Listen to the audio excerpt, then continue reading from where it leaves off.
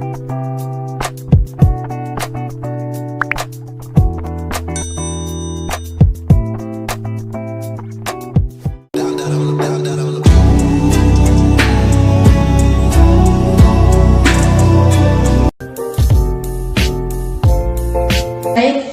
sebelum kami menjelaskan tentang materi logika, pertama-tama kami akan memperkenalkan diri kami masing-masing.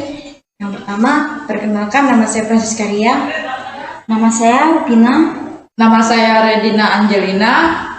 Baiklah, di sini kami akan membuat sebuah video kelompok pembelajaran tentang materi logika, yaitu di mana di sini kami akan membahas tentang kegiatan akal budi, komprehensi dan ekstensi, klasifikasi, proposisi tunggal, majemuk, modalitas, serta metode inferensi. Baiklah, di sini saya akan membahas tentang kegiatan akal budi. Kegiatan akal budi itu sendiri memiliki pengertian di mana kita memiliki suatu akal budi itu sendiri, yaitu hanyalah kita sebagai manusia. Kita dapat menciptakan suatu pikiran, ide, konsep yang harus kita buat. Dalam kegiatan akal budi ini juga memiliki 3 tingkat, yaitu tingkat yang pertama yaitu merupakan kegiatan berpikir yang dimana akal budi secara langsung kita bisa melihat, mempersepsi, menangkap atau mengerti suatu atau objek tertentu. Contohnya, kegiatan akal budi ini yaitu seperti manusia, pohon, kursi, meja. Tingkat yang kedua. Pada tingkat yang kedua ini terjadi tindakan akal budi yang berupa mengelompokkan atau menghubungkan 2 konsep atau ide atau sebuah gagasan. Tindakan akal budi ini juga berupa mempersatukan 2 konsep yang dimana dengan jalan mengiyakan atau memisahkan 2 konsep dengan jalan menyangkal. Contohnya, kegiatan akal budi manusia memiliki akal budi, hewan tidak memiliki akal budi. Tingkat yang ketiga yaitu akal budi manusia melihat atau memahami sekelompok proposisi anteseden. Kemudian berdasarkan pemahaman tentang proposisi anteseden itu seperti sebuah proposisi baru yang disebut proposisi konsekuens atau suatu kesimpulan. Contohnya, terjadi banjir akibat ulah manusia. Baiklah, di sini saya akan menjelaskan bagian dari komprehensi dan ekstensi. Di sini terbagi menjadi 2, yaitu pengertian dari komprehensi adalah isi dari sebuah pengertian, sedangkan ekstensi adalah luasnya pengertian.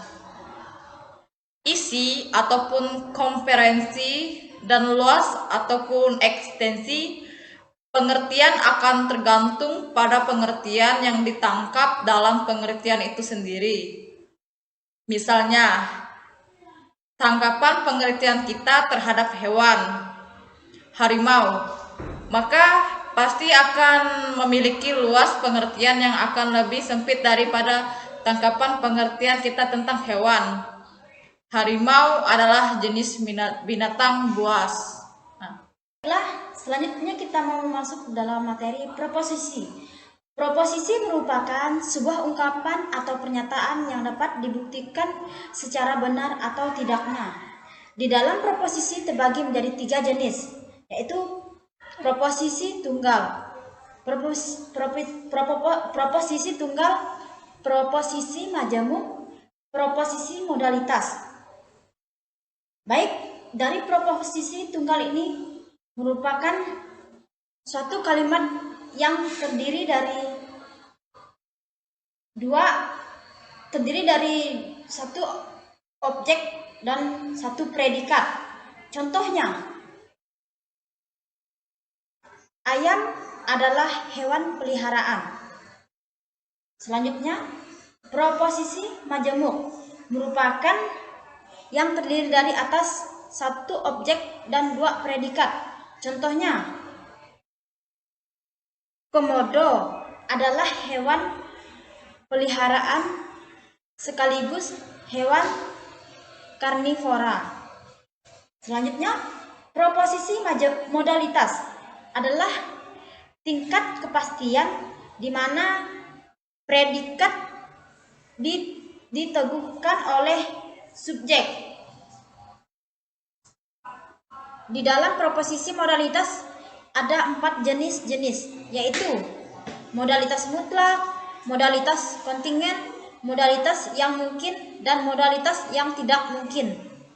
Untuk materi yang selanjutnya yaitu tentang metode inferensi. Metode inferensi ini terdiri dari 8 tema, yaitu modus ponens. Contohnya, jika kakak pulang membawa mainan, maka adik akan gembira. Kesimpulannya, adik akan gembira. Materi yang kedua yaitu tentang modus tollens. Contohnya, hari tidak hujan, kami akan pergi ke taman. Kesimpulannya, kami tidak akan pergi ke taman. Penambahan disjungsi, saya adalah mahasiswa, saya adalah mahasiswa atau pekerja. Yang konjungtif, ayah menguasai mengendarai mobil dan memasak. Kesimpulannya, ayah menguasai mengendarai mobil. Silogisme disjungsif, beta kuliah di Untan atau ISB, ternyata tidak kuliah di Untan. Jadi kesimpulannya kuliah di ISB. Silogisme hipotesis, jika 500 habis dibagi 10, maka 500 habis dibagi 5. Jika 500 habis dibagi 5, maka jumlah digit-digitnya habis dibagi 5. Yang dilema, pagi ini ibu memberi saya batagor dan bakso. Jika ibu memberi batagor, maka saya akan gemuk. Jika ibu memberi bakso, maka saya akan gemuk. Pagi ini saya akan gemuk. Yang konjungsi, dia adalah seorang suami. Dia laki-laki. Dia adalah seorang suami dan laki-laki. Baiklah, sekian dari materi video kelompok pembelajaran kami tentang mata kuliah logika yang selama ini kami dapatkan di semester 1 ini. Kami ucapkan banyak terima kasih. Selamat menonton di channel YouTube kami ya.